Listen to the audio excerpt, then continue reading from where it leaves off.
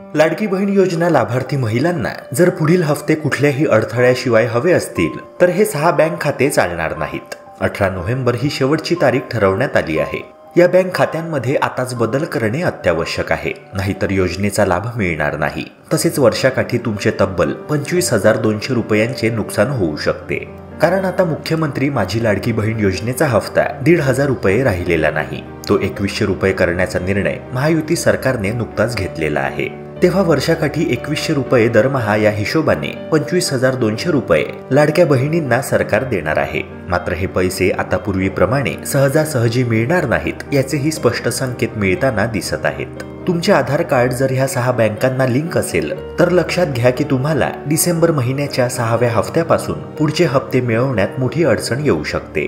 आतापर्यंत महायुती सरकारने 5 हफ्त्यांचे एकूण 7,500 रुपये लाडक्या बहिणींच्या खात्यात जमा केले आहेत आणि पुढील हफ्ते जर महिलांना कुठल्याही अडचणीशिवाय हवे असतील तर काही निवडकच बँकांची यादी सरकारद्वारे जाहीर करण्यात आली आहे, ज्या या योजनेचा लाभ मिळवण्यासाठी निवडण्यात आल्या आहेत। आणि या नव्या अपडेटेड लिस्टनुसार 6 अशा बँका आहेत ज्या बँकांमध्ये जर तुमचं खातं असेल आणि त्या ठिकाणी तुम्ही तुमचं आधार कार्ड लिंक केलं असेल तर तुम्हाला डीबीटीद्वारे सरकारी योजना जसे की मुख्यमंत्री माझी लाडकी बहीण योजना, मुख्यमंत्री अन्नपूर्णा योजना या योजनांचे पैसे मिळवता येणार नाहीत।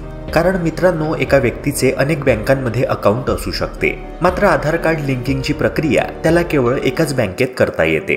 तेव्हा तुम्ही नेमक्या कोणत्या बँकेत आधार कार्ड अकाउंटला लिंक केलं असेल ते निर्णायक ठरणार आहे। बऱ्याचशा महिलांना आतापर्यंत त्या बँक खात्यात पैसे आले सुद्धा असतील। काहींना 1-2 हफ्ते मिळालेत तर काहींना पूर्ण 7,500 रुपये देखील मिळालेत। पण या 6 बँकांमध्ये जर तुमचं खातं असेल तर तुम्हाला लगेचच एक महत्त्वाचं काम करायचं आहे। त्या 6 बँका कोणत्या ते आपण व्हिडिओत जाणून घेणार आहोत, त्यामुळे हा व्हिडिओ शेवटपर्यंत अगदी लक्षपूर्वक बघा। अत्यंत महत्त्वाचा असा हा आजचा व्हिडिओ असणार आहे। व्हिडिओला सुरुवात करण्यापूर्वी एक नम्र विनंती तुम्हाला करतोय, जर तुम्ही आपल्या YouTube चॅनलवर नवे असाल तर व्हिडिओला लाईक करून चॅनलला नक्की सबस्क्राईब करा, जेणेकरून शासनाच्या विविध योजनांची इत्थंभूत माहिती वेळेवर तुम्हाला मिळत राहील। चला तर मग मित्रांनो, व्हिडिओला लगेच सुरुवात करूया। मित्रांनो, महायुती सरकारने 2100 रुपयांचा लाडकी बहीण योजनेचा हफ्ता करण्याचा निर्णय घेतलाय। त्यांच्या ह्या निर्णयापाठोपाठ महाविकास आघाडीच्या नेत्यांनीही आम्ही राज्यभरातील महिलांना दरमहा 3,000 रुपये देऊ अशी मोठी घोषणा केली। तेव्हा जर महाविकास आघाडीचं सरकार आलं तर वर्षाकाठी महिलांना 36,000 रुपये मिळतील। मात्र महायुती सरकारने हे दावे खोटे आणि केवळ जनतेची दिशाभूल करण्यासाठी महाविकास आघाडीच्या नेत्यांनी केले आहेत असे म्हटले आहे। शिवाय उपमुख्यमंत्री अजित पवार यांनी नुकत्याच झालेल्या एका मुलाखतीत म्हटले होते की आम्ही टप्प्याटप्प्याने लाडक्या बहिणींना मिळणाऱ्या हफ्त्यात वाढ करणार आहोत। आता जसा हफ्ता 1,500 रुपयांवरून 2100 रुपये केला तसा येणाऱ्या काळात आम्ही त्यात अजून वाढ करू। राज्यभरातील माता भगिनींना स्वावलंबी सक्षम करण्यावर आमचा भर आहे।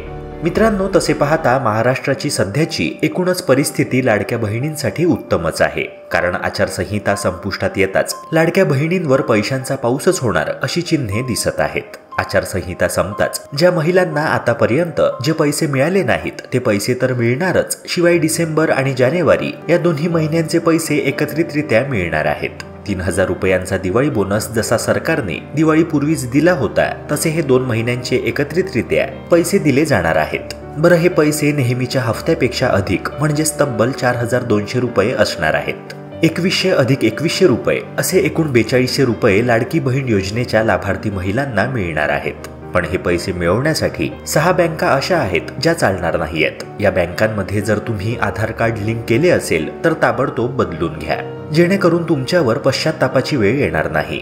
मित्रांनो, सर्वाधिक खाते जर कोणत्या बँकेत महाराष्ट्रातील महिलांची असतील तर ती बँक म्हणजे SBI, तसेच SBIच्या सहयोगी बँका। कमेंट करून आम्हाला नक्की सांगा की तुमचं कोणत्या बँकेत अकाउंट आहे आणि आतापर्यंत तुम्हाला पैसे मिळवण्यात काही अडचण आली का ते। तर मित्रांनो, SBI पाठोपाठ बँक ऑफ बडोदाचा क्रमांक लागतो, नंतर बँक ऑफ इंडिया आणि बँक ऑफ महाराष्ट्र या बँकांचा क्रमांक लागतो, ज्यामध्ये सर्वाधिक लाडकी बहीण योजनेच्या लाभार्थी महिलांनी खाते उघडले आहे।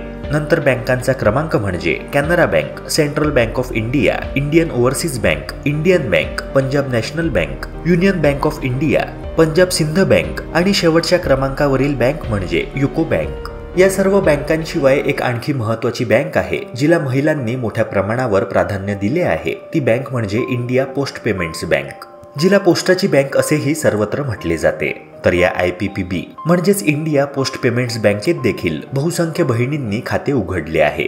या बँकेत खातं ओपन करण्याचा लाभ सगळ्यांना ठाऊक आहेच. इतर बँकांमध्ये जशी आधार कार्ड लिंक करण्याच्या प्रक्रियेला अडचण येत होती, अनेकांचं खूप प्रयत्न करूनही आधार कार्ड लिंक होत नव्हतं, तशी भानगड पोस्टाच्या बँकेत होत नाही. अगदी सुरळीतपणे विविध योजनांचे पैसे खात्यात जमा होतात. कारण अकाउंट ओपन करता क्षणीच आधार कार्ड लिंकिंगची प्रोसेस पार पाडली जाते. शहरी भागापेक्षा ग्रामीण भागातील महिलांना या बँकेमुळे विशेष फायदा झाला.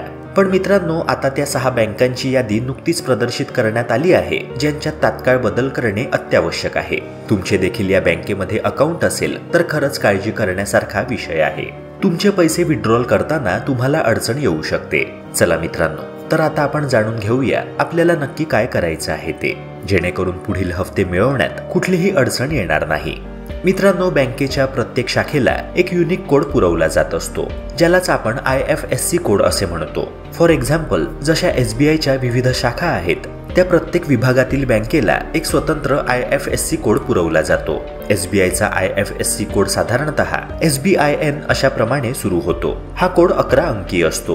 पहिली अट सरकारने अशी घालून दिली आहे की त्या बँकेला स्वतःचा IFSC कोड असायलाच पाहिजे. जर तो नसेल तर त्या बँकेत यापुढे लाडकी बहीण योजनाच काय, तर इतर कोणत्याही सरकारी योजनेचे पैसे वर्ग केले जाणार नाहीत. बऱ्याचशा महिलांनी एक मोठी चूक अशी केली आहे की त्यांनी पतसंस्थेत खातं उघडलं आहे आणि त्या वाट बघत बसल्या आहेत की आम्हाला कधी योजनेचे पैसे येणार. तर अशा सर्व लाडक्या बहिणींना मी इतकेच म्हणेल की अशा पतसंस्थेत केलेले आधार लिंक सर्वप्रथम तुम्ही काढून घ्या आणि अशा बँकेत आधार कार्ड लिंक करा जी एखादी नॅशनलाइज्ड बँक असेल. अन्यथा तुम्हाला जसे आतापर्यंत पैसे मिळाले नसतील तसेच पुढे देखील एकही रुपया कोणत्याच परिस्थितीत मिळणार नाही. मग भलेही तुम्ही लाडकी बहीण योजनेच्या पात्रतेच्या अटींची पूर्तता करत असाल तरीही तुम्हाला काहीच लाभ मिळणार नाही. पतसंस्था मग कोणतीही असू द्या, नागरी किंवा ग्रामीण, कोणत्याही पतसंस्थेचं खातं चालत नाही. दुसरी महत्वाची गोष्ट म्हणजे बऱ्याचशा जिल्हा सहकारी बँका आहेत ज्यांना स्वतःचा स्वतंत्र असा IFSC कोड आहे. तर अशा सहकारी बँकांमध्ये जर तुमचं खातं असेल आणि आतापर्यंत लाडकी बहीण योजनेचे पूर्ण पैसे कुठल्याही अडचणीशिवाय तुम्हाला मिळाले असतील, एकूण 7,500 रुपये तुम्हाला अकाउंटमध्ये आले असतील, तर मग काळजी करण्याचं काहीच कारण नाही. पुढे देखील पैसे तुम्हाला तुमच्या खात्यात मिळतील. अशा केसमध्ये ती सहकारी बँक तुमच्यासाठी उत्तम आहे. तिथून आधार कार्ड लिंकिंग काढून घेण्याची काहीच गरज नाही. मात्र जर आतापर्यंत सहकारी बँकेच्या खात्यात पूर्ण पैसे आले नसतील, 1-2च हफ्ते आले असतील, तर तातडीने एक काम करा, तुमचं आधार लिंकिंग तिथून बदलून कोणत्याही नॅशनलाइज्ड बँकेला ते जोडा. अनेक बहिणींना नॅशनलाइज्ड किंवा राष्ट्रीयकृत बँक म्हणजे नेमकी कोणती बँक ते कळत नाही. तर अशा सर्व महिलांसाठी एक महत्त्वाची सूचना म्हणजे सर्वात सोपी गोष्ट जी तुम्ही करू शकता ती म्हणजे पोस्ट बँकेत खाते उघडणे. इंडिया पोस्ट पेमेंट बँकेत म्हणजेच पोस्टाच्या बँकेत खाते उघडले की मग तुम्हाला काहीच टेन्शन असणार नाही. ह्याशिवाय जी लिस्ट मी सुरुवातीला शेअर केली त्या बँकांमध्ये देखील जर तुम्ही खाते उघडले तरी देखील उत्तम ठरेल. ह्या सेफ बँका म्हणजे SBI आणि तिच्या सहयोगी बँका, bank of Baroda, bank of India, bank of Maharashtra, Canara bank, central bank of India, Indian overseas bank, Indian bank, Punjab national bank, union bank of India, Punjab and Sindh bank आणि युको बँक. मित्रांनो, आता व्हिडिओचा सर्वात महत्त्वपूर्ण भाग खूप लक्षपूर्वक ऐका आणि बघा. बँकांची काही नावे मी तुम्हाला सांगणार आहे. बऱ्याचशा लाडक्या बहिणींनी काही वर्षांपूर्वी ह्या बँकांमध्ये खाती उघडली होती आणि अजूनही त्यांची ती खाती चालूच आहेत. मात्र झालंय काय की त्या बँकांमध्येच आता मोठे प्रॉब्लेम आले आहेत. तेव्हा त्या बँकांबाबत तुम्हाला माहिती असणे अत्यावश्यक आहे. आता ज्या बँकांची नावे मी तुम्हाला सांगणार आहे त्या बँकेत जर तुमचे खाते असेल तर ताबडतोब तुम्हाला ते खाते बदलायचे आहे. विजया बँक आणि देना बँक या दोन्ही बँका बँक ऑफ बडोदा मध्ये मर्ज झाल्या आहेत. म्हणजेच या दोन्ही बँकांचे बँक ऑफ बडोदा मध्ये विलीनीकरण झाले आहे. तेव्हा जर देना बँक आणि विजया बँकेत तुमचं खातं असेल आणि आतापर्यंत पैसे जरी तुम्हाला मिळाले असतील तरी पुढचे हफ्ते तुम्हाला मिळणार की नाही याबाबत कुठलीही शाश्वती नाही. त्यानंतरच्या बँका म्हणजे syndicate bank, Allahabad bank, United bank of India, oriental bank of commerce, state bank of Bikaner and Jaipur, state bank of Hyderabad, state bank of Mysore, state bank of Patiala, state bank of Travancore, भारतीय महिला बँक, आंध्र बँक आणि कॉर्पोरेशन बँक. मित्रांनो, ही यादी त्या सर्व बँकांची आहे ज्यांचं विलीनीकरण दुसऱ्या मोठ्या बँकेत झालंय. तेव्हा या यादीतील बँकांमध्ये अकाउंट असणे धोकादायकच म्हणावे लागेल, कारण काहीच गॅरंटी नाही की तुम्हाला पुढे पैसे मिळतील की नाही. तेव्हा अशी रिस्क घेऊ नका. आचारसंहिता संपुष्टात येण्यापूर्वी लगेचच आपले खाते नॅशनलाइज्ड बँकेत उघडून घ्या.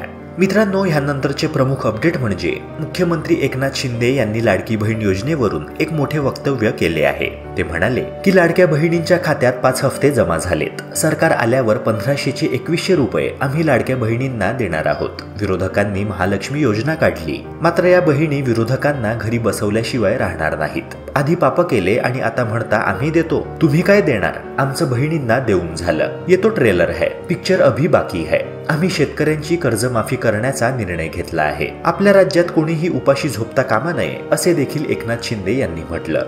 मुख्यमंत्र्यांपाठोपाठ महायुतीच्या सभेतील भाषणात रुपाली चाकणकर यांनी खासदार सुप्रिया सुळे यांच्यावर निशाणा साधला आहे. त्या म्हणाल्या की लाडकी बहीण योजनेवर सुरुवातीपासून विरोधकांनी टीका केली. काँग्रेसवाल्यांनी तर सांगितले की आम्ही सत्तेत आलो की पहिले ही योजना बंद करू. मला प्रश्न पडला की इतकी चांगली योजना आहे, महिलांना 1500 रुपये मिळत आहेत, पण ही योजना सगळ्यांना का बंद करायची आहे?